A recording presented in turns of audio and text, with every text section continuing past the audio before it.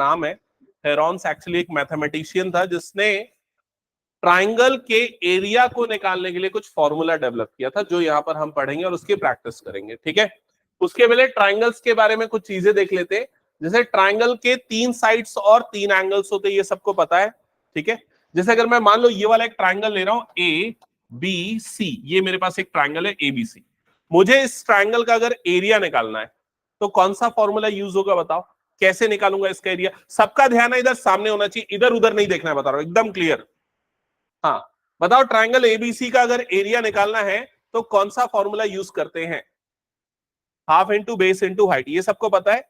Base क्या होता है ट्राइंगल का? ये अगर मैं बेस ले रहा हूं तो हाइट कौन सी हो जाएगी? ये वाली उसकी हाइट हो जाएगी। समझ में आई ये चीज? लेकिन क्या बेस हमेशा बीसी को ही ले सकते हैं? ये क्वेश्चन है मेरा। नहीं, वो डिपेंड करता है, आप जिसको चाहो उसको बेस लो। अगर मैं बेस लेता हूं एसी को तो हाइट किसे लिया जाएगा? बी से बनने वाला जो परपेंडिकुलर होगा वो क्या हो जाएगी? उसकी हाइट। समझ में आ रहा है ये चीज? अगर मैं बेस ले रहा हूं ए बी को तो हाइट कैसे मेजर करेंगे इस ट्राइंगल की? सी से बनने वाला जो इसका परपेंडिकुलर होगा, जिसे एल्टीट्यूड भी कहा जाता है, वो क्या हो जाएगा इस ट्राइंगल का? हाइट। समझ में आ गया ये चीज? तो सबसे बेसिक फॉर्मूला जो अभी तक आप लोगों ने ट्राइंगल्स के लिए पढ़ा है वो है एरिया ऑफ ट्राइंगल एबीसी। इसको रिप्रेजेंट ऐसे ही करते थे क्लास 8 तक, ऐसे ही करते थे क्या? बताओ, ए आर का मतलब क्या होता है? एरिया। और ट्राइंगल एबीसी फॉर्मूला क्या हो जाएगा यहां पर? Half base into height. क्या ये क्लियर हो गया सबको? अब नीचे एक और ट्राइंगल दिख रहा है आप लोगों को, ये वाला पार्ट अभी फिलहाल के लिए मैं इस पार्ट को ले ले रहा हूं बेस, और इस वाले पार्ट को ले ले रहा हूं मैं यहां पर इस ट्राइंगल की हाइट। नीचे एक और ट्राइंगल दिख रहा है, ये ट्राइंगल ऊपर वाले ट्राइंगल से कैसे अलग दिख रहा है बताओ? ये कौन सा ट्राइंगल है? Equilateral triangle. इक्विलेटरल ट्राइंगल किसे कहते हैं? जिनकी सारी साइड्स क्या होती है आपस में? इक्वल। तो ये वाली साइड को अगर मैं ए लेता हूं, ये वाली साइड भी क्या होगी? ए, और ये वाली साइड भी क्या हो जाएगी? ए। क्या ये क्लियर? प्रियांशु बताना, इक्विलेटरल ट्राइंगल में एंगल्स क्या होते हैं? अच्छा, angle sum property of triangle सबको पता है ना? तीनों एंगल का सम कितना होता है? 180 डिग्री। तो जिस ट्राइंगल में तीनों साइड्स इक्वल है उसके एंगल्स कैसे होंगे? पता है किसी को? तीनों एंगल्स भी क्या हो जाएंगे उसके? इक्वल। ठीक है, मतलब ये वाला एंगल कितना बनेगा? 60 डिग्री। ये वाला एंगल भी कितना बनेगा? 60 डिग्री। और ये वाला एंगल भी कितना बनेगा? 60 डिग्री। क्लियर ये चीज? ये होता है इक्विलेटरल ट्राइंगल की एंगल की प्रॉपर्टी। साइड की प्रॉपर्टी तो तुमने ऑलरेडी पढ़ी हुई थी। अब इक्विलेटरल ट्राइंगल का एरिया निकालने का एक शॉर्टकट है। एरिया ऑफ इक्विलेटरल ट्राइंगल ये होता है √3/4 ए स्क्वायर। ये डायरेक्ट फॉर्मूला है। और यहां पर ए क्या है? ए उस ट्राइंगल की साइड की लेंथ है। मतलब एक एग्जांपल के लिए मैं ये मान लूं कि एक ट्राइंगल है जिसकी साइड की लेंथ है 4 सेंटीमीटर, तीनों साइड की लेंथ है 4 सेंटीमीटर, तो इक्विलेटरल ट्राइंगल है। ए की वैल्यू कितनी हो गई? 4। तो आपको उसका एरिया निकालने के लिए सिंपली यहां पर क्या पुट कर देना है? ए की जगह पे 4 पुट कर देना है। तो √3/4 इंटू क्या हो जाएगा? ये 4 स्क्वायर। समझ गए ना ये चीज?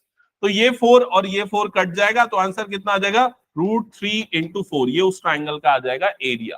क्लियर? जिसको हम आगे डिस्कस करेंगे, पढ़ेंगे कैसे होगा। ओके, तो ये कुछ बेसिक चीजें हो गई ट्राइंगल्स के बारे में जो आप लोगों ने ऑलरेडी पढ़ा है। एक और ट्राइंगल की बात मैं करता हूं। ये वाला ट्राइंगल कौन सा ट्राइंगल होता है? ये कौन सा ट्राइंगल है? राइट एंगल ट्राइंगल है। राइट एंगल ट्राइंगल क्योंकि इसका एक एंगल क्या है यहां पर? 90 डिग्री। इस वाले पार्ट को उस ट्राइंगल का क्या बोलते हैं? बेस। इसे क्या बोलते हैं? परपेंडिकुलर। और इसे क्या कहते हैं? Hypotenuse. Hypotenuse is the longest side of right angle triangle. और ये वाली साइड हमेशा राइट एंगल के अपोजिट वाला साइड होता है। ये भी पता है ना सबको? अब राइट एंगल ट्राइंगल में एक और थ्योरम लगता है जिसका नाम है पाइथागोरस थ्योरम। क्या है थ्योरम से बताओ? h² = p² + b²। ये प्रॉपर्टी है पाइथागोरस थ्योरम की। क्लियर ये चीज? तो ये सारी चीजें आप लोगों को बेसिक पता होना चाहिए आगे जो हम पढ़ने वाले हैं उसके लिए। ओके, तो अब मैं स्टार्ट कर रहा हूं हेरॉन्स फॉर्मूला। तो फॉर्मूला लिखना, Heron's formula for calculation calculation of area of triangle. Heron's formula for calculation of area of triangle.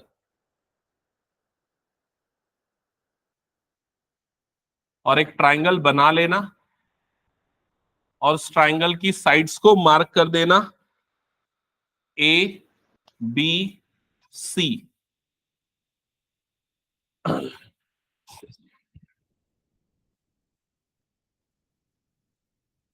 ABC mark कर दिया सबने। अब ABC एक्चुअली ना उसकी साइड्स की लेंथ है। ABC उसकी साइड्स की लेंथ है। तो अगर मुझे ये तीनों साइड्स की लेंथ पता है तो क्या मैं ट्राइंगल का एरिया निकाल सकता हूं? एज ऑफ नाउ तो नहीं निकाल सकता हूं जो अभी तक हमने पढ़ा है, क्योंकि उसके लिए हमें क्या पता होना चाहिए? बेस और हाइट। बेस को अगर मैं C मान लूं तो हाइट के बारे में अभी हमें नहीं पता। समझ गए ना? तो इसीलिए हम ये फॉर्मूला पढ़ रहे हैं। और ये फॉर्मूला में सबसे पहले आपको निकालना पड़ता है या पता होना चाहिए P का मतलब होता है पेरीमीटर। पेरीमीटर पता है क्या होता है? क्या होता है बताओ? बाउंड्रीज की लेंथ। तो यहां पर 1 2 3 तीन बाउंड्री है, तीनों की लेंथ का सम कितना हो जाएगा? A plus B plus C। इसी को कहते हैं पेरीमीटर। क्लियर? फिर एक और चीज आती है semi perimeter. Semi perimeter, semi perimeter को डिनोट किया जाता है S से, और ये होता है पेरीमीटर का हाफ, मतलब P/2। तो ये कैसे निकलेगा? A plus B plus C/2। ये हो जाएगा सेमी पेरीमीटर। ठीक है? अब आते हैं मेन फॉर्मूला पे एरिया ऑफ ट्राइंगल का। तो एरिया ऑफ ट्राइंगल निकालने का मेन फॉर्मूला है √S into S minus A into S minus B into S minus C।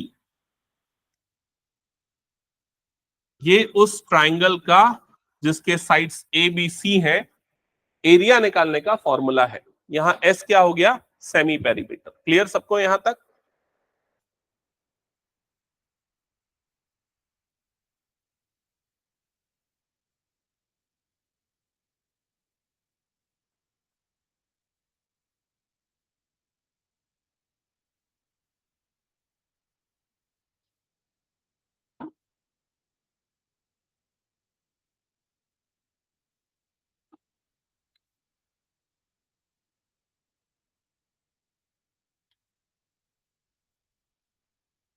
Okay तो ये सारा फॉर्मूला है। अब हम एक एग्जाम्पल के थ्रू देखते हैं कैसे हम इस चीज को समझेंगे। तो सबसे पहले ये एक एग्जाम्पल सामने आपको दिख रहा है।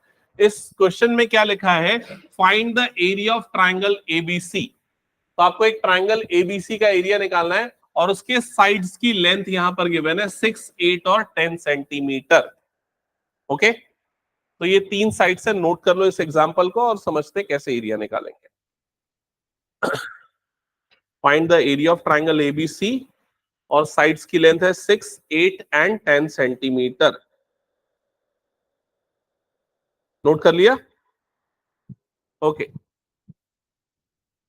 तो सबसे पहले यहां पर निकालना पड़ेगा। सबसे पहले जो तीन साइड्स है ना उसको हम ए बी सी मान लेंगे। तो ए की वैल्यू हो गई 6, बी की वैल्यू हो गई 8 और सी की वैल्यू हो गई 10। नोट करते जाओ साथ में। हो गया? एबीसी मार्क कर दिया। अब यहां पर हमें निकालना है एस। एस मतलब सेमी पेरीमीटर। तो एस सेमी पेरीमीटर निकालने का फॉर्मूला अभी हमने देखा ए प्लस बी प्लस सी अपॉन 2। तो जब इसमें हम पुट करेंगे तो 6 प्लस 8 प्लस 10 अपॉन 2 कितना आएगा इन सबका एडिशन? 24 अपॉन 2। 24 आएगा ना? तो S की वैल्यू कितनी आ जाएगी? 12। तो सेमी पेरीमीटर यहां पर हमें मिल गया 12। यहां तक क्लियर सबका? तो ए बी सी हमने निकाल लिया और सेमी पेरीमीटर निकाल लिया। अब ये निकालने के बाद हम ये एरिया ऑफ ट्राइंगल का फॉर्मूला यूज करेंगे। तो एरिया ऑफ ट्राइंगल का फॉर्मूला था √, याद भी कर लो अभी के अभी, √S, S minus A, S minus B S minus C, ये फॉर्मूला है, इसको यूज करेंगे तो क्या आ जाएगा, रूट ओवर एस की जगह पे क्या पुट कर देंगे 12, एस माइनस ए की जगह पे कितना आएगा 12 माइनस 6, एस माइनस बी की जगह पे क्या आएगा 12 माइनस 8, और एस माइनस सी की जगह पे क्या आएगा 12 माइनस 10। एक बार चेक करो, यहां तक क्लियर है सबको? ओके, ठीक है, जिसका हो गया ना वो एक नए ट्राइंगल का एरिया निकाल के बताना जिसके साइड से 25, 24 और 7। ठीक है, और जिसका नहीं हुआ वो यहां पर समझो, यहां तक हो गया सबका। फिर रूट ओवर, यहां पर देखो क्या हो जाएगा, ये हो गया 12 इंटू, ये मल्टीप्लीकेशन के लिए डॉट बना रहा हूं, 12 माइनस 6 मतलब कितना हो जाएगा 6, 12 माइनस 8 कितना हो जाएगा 4, 12 माइनस 10 कितना हो जाएगा 2। क्या यहां तक क्लियर हो गया सबको? तो ये आ गया। अब ये सारे टर्म्स रूट के अंदर है, रूट से बाहर निकालने का क्या तरीका होता है, पेयर बनाते, पेयरिंग करके बाहर निकालते हैं। ठीक है, तो कैसे पेयर करो, आप चाहो तो फैक्टराइज कर सकते हो सारे टर्म्स को, लेकिन फैक्टराइज करने से और बड़ा हो जाएगा, थोड़ा स्मार्ट वर्क करो। कैसे स्मार्ट वर्क करो, जैसे कि ये 6 इंटू 2, ये दोनों का मल्टीप्लीकेशन कितना हो जाएगा 12, तो सीधा 12 हो गया और इधर इंटू 12 हो गया, समझ गए ना? और ये जो 4 है, 4 को हम क्या लिख सकते हैं 2 इंटू 2 लिख सकते हैं। क्लियर हो गया ये चीज? तो सीधे सीधे क्या निकल जाएगा, एक 12 का पेयर बाहर निकल जाएगा और एक 2 का पेयर बाहर निकल जाएगा। 12 टू सा कितना हो गया 24, तो आंसर कितना आ जाएगा 24 सेंटीमीटर स्क्वायर। क्लियर हो गया सबको ये चीज? ये रूट से बाहर निकालने का आप अपना अलग अलग तरीका सोच सकते हैं, जैसा आपको कंफर्टेबल लगे। ठीक है, जिनका हो गया वो मैंने एक और ट्राइंगल लिया है जिसकी साइड्स 25, 24 और 7 है, उसका एरिया निकालो। पाथ कुछ बोल रहा था क्या?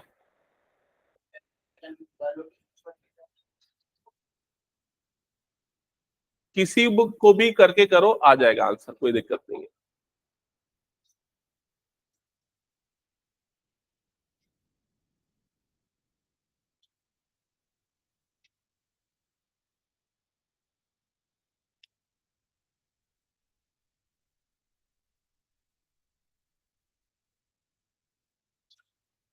देखो 50 बार बोल रहा, ठीक से लिखा कर, क्यों नहीं लिखता है?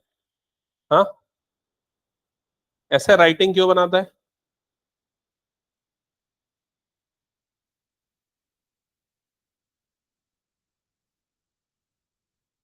इतना सारा पढ़ा दिया हूँ क्या मैं? ठीक से लिखा कर उसको।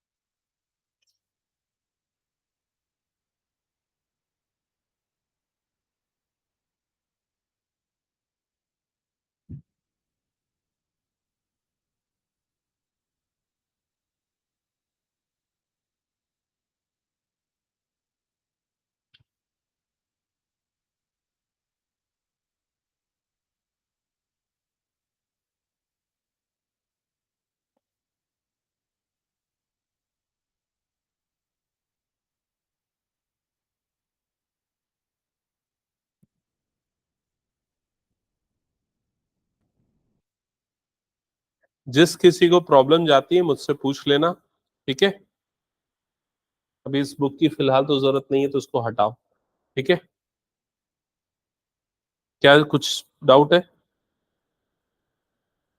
क्वेश्चंस ये है ना 25, 24 और 7 वाला।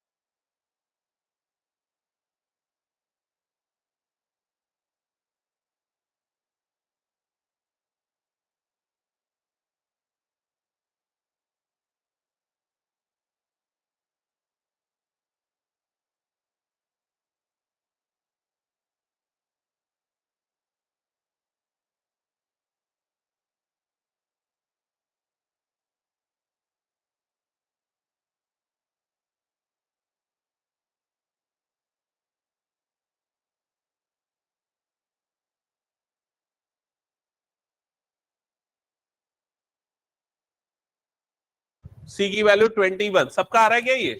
21 कैसे, इवन नंबर आना चाहिए, 20 आ रहा है ना। सी इज इक्वल्स टू 20 भी नहीं आ रहा है, आएगा क्या आ रहा है? 14। सी की वैल्यू आएगी 14, ये चेक कर लेना। ठीक है, तो ये चेक कर लो पहले, क्वेश्चन 4 जो बनाना चालू किया है। हाँ, थर्ड में क्या प्रॉब्लम आ रहा है, देखो पेन, ये 2 जो है वो तो रूट के अंदर है ना बीबी, उसका पेयर थोड़ी ना बना है। 4 5 जा 20, तो कितना आएगा 20√2। क्लियर हुआ? हम्म। कौन सा क्वेश्चन? हाँ, कौन सा क्वेश्चन है ये?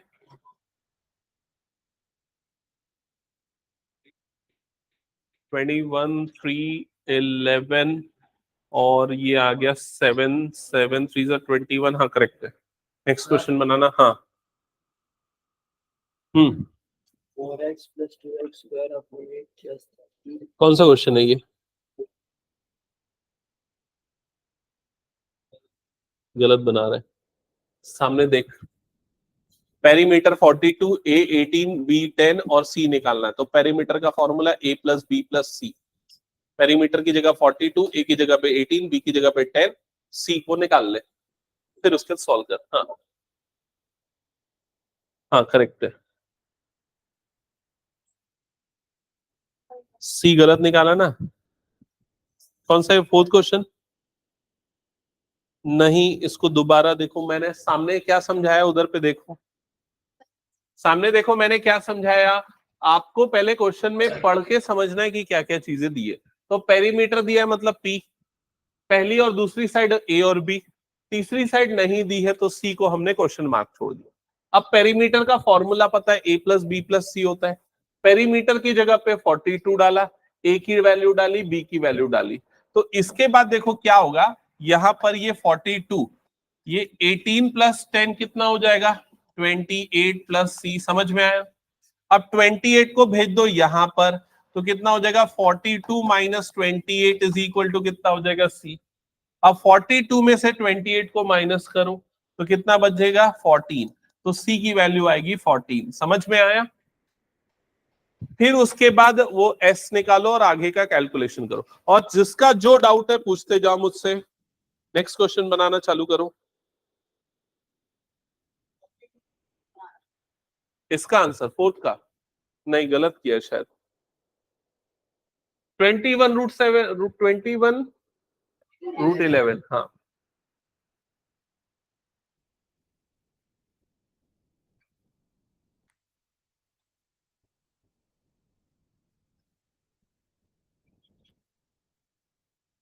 जिनका हो गया नेक्स्ट क्वेश्चन।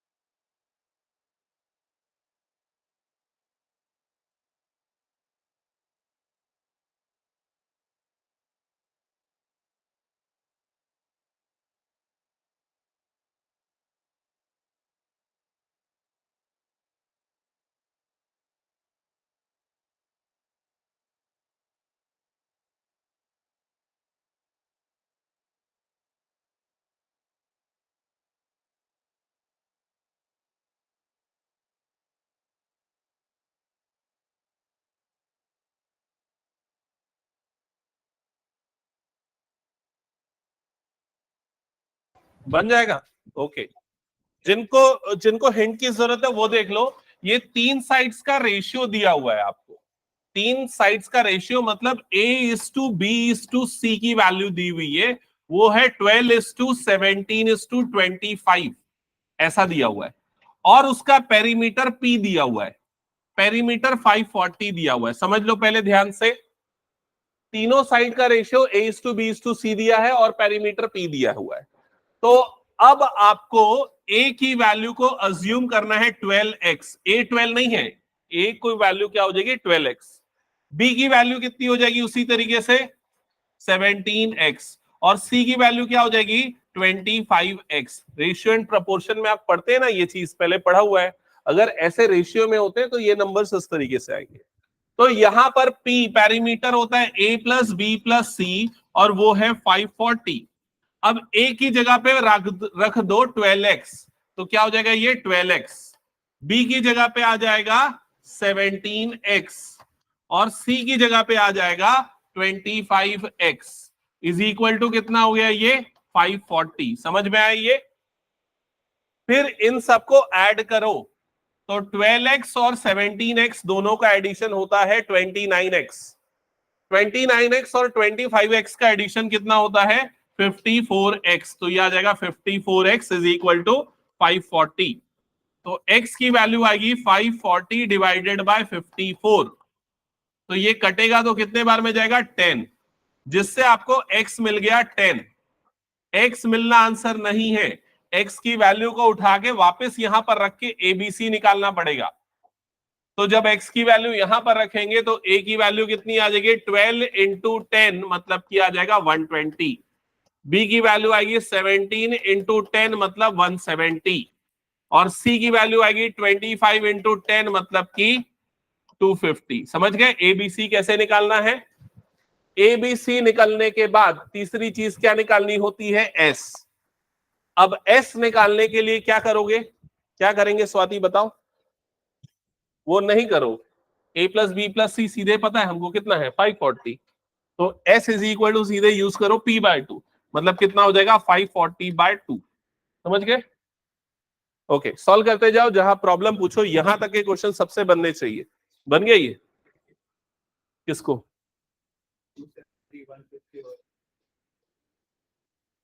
270, 150, 100 और 20। तो देखो सब में 0 0 0 तो आ रहे हैं, तो 10 10 10 तो कर लो पहले, 27 into 10, 15 into 10, 10 into 10 like that. ठीक है, इसके प्रीवियस क्वेश्चन को कंप्लीट करना है, लेकिन प्रियांश ये वाला है ना, उसको आज कंप्लीट कर लेना जाके। तेरा बन गया वो प्रीवियस वाला?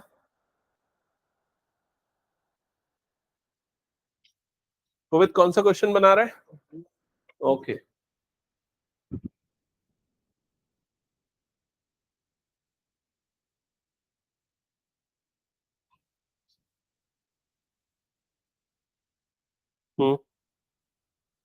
इसके बाद टेंस के पेयर बनाओ, तो 1 2 3 4, 4 पेयर बन रहा है, तो 4 मतलब 2 10 बाहर निकल जाएगा, है ना।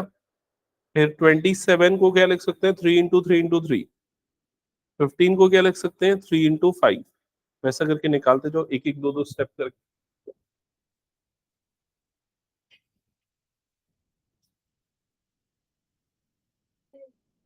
करेक्ट है।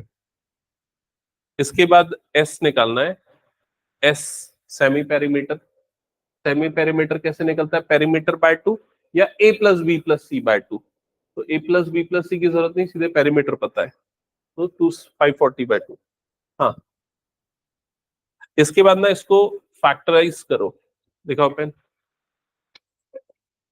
जैसे ये 270 है ना, तो 270 को लिख सकते हैं 27 इंटू 10, 150 को लिख सकते हैं 15 इंटू 10 लाइक दैट। फिर 10 के पेयर बार बना के बाहर निकालो। एक बार में तुमको पेयरिंग समझ में नहीं आती तो 2 3 स्टेप बढ़ा के करते जाओ, ठीक है। 9000 चेक करो तो एक बार उसमें, बुक में। ओके, एक 10 बज गया, छोड़ो ना उसको, बाद में करना अगले स्टेप में। तो 2 10 बाहर निकल गए, रूट के अंदर में क्या बचा? 27 को लिखो 3 इंटू 3 इंटू 3। ओके,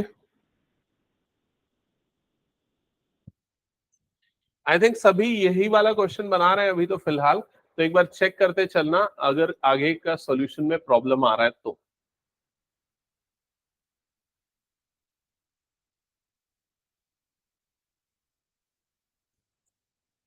एस की वैल्यू यहां पर आ गई 270, यहां तक तो सबका बन गया होगा। फिर उसके बाद फॉर्मूला यूज किया होगा, Heron's formula area of triangle का, root over S, S minus A, तो 270 माइनस 120, एस माइनस बी तो 270 माइनस 170, एस माइनस सी मतलब 270 माइनस 250, ये आएगा। ठीक है, फिर उसके बाद नेक्स्ट स्टेप में रूट ओवर, ये टर्म क्या क्या हो जाएंगे? First term 270 as it is, इन दोनों का डिफरेंस कितना आ रहा है? 150, इन दोनों का डिफरेंस आ रहा है 100, इन दोनों का डिफरेंस आ रहा है 20। यहां तक आया क्या? लगभग सभी का यहां तक तो आ चुका था, मैंने जहां तक देखा था। क्यों पलक आया? 9,000, यस करेक्ट है, नहीं कुछ भी नहीं। 9,000, ओके करेक्ट है। इसके बाद चेक करो, सिंप्लीफाई करने के लिए ना आपको पेयर्स बनाने हैं, तो 27 को आप 270 को आप 27 इंटू 10 लिख दो, 15 को आप 150 को आप 15 इंटू 10 लिख दो, 100 को आप 10 इंटू 10 लिख दो, और 20 को आप 2 इंटू 10 लिख दो, अगर एक बार में समझ में नहीं आ रहा है तो, है ना। अब देखो पेयर बनाओ, तो 10 का एक पेयर और ये 2 पेयर्स बन रहे 10 के, तो पहले 2 10 को निकाल लो बाहर। अब जो बच गया टर्म्स 27 इंटू 15 इंटू एक 2 और एक 10 बचा, इतना टर्म्स बचा है। अब इसको आगे, और ये तो हो गया 100, इधर पे ये 27 को क्या लिख सकते हैं? 3 इंटू 3 इंटू 3। 15 को क्या लिख सकते हैं? 3 इंटू 5। ये 2 को तो कुछ नहीं कर सकते। ये 10 को क्या लिख सकते हैं? हाँ, 2 इंटू 5 या फिर 5 इंटू 2। ओके, तो 3 का एक पेयर और 3 का 2 पेयर बन गया, 5 का एक पेयर बन गया और 2 का एक पेयर बन गया। क्लियर? तो मतलब सब चीज रूट से बाहर निकल गई, 2 3 निकले हैं बाहर, एक 5 निकला है और एक 2 निकला है। क्लियर? अब मल्टीप्लाई करते समय स्मार्ट वर्क करो, पहले 2 5 मल्टीप्लाई करो 10, 10 इंटू 100 मतलब कितना हो गया?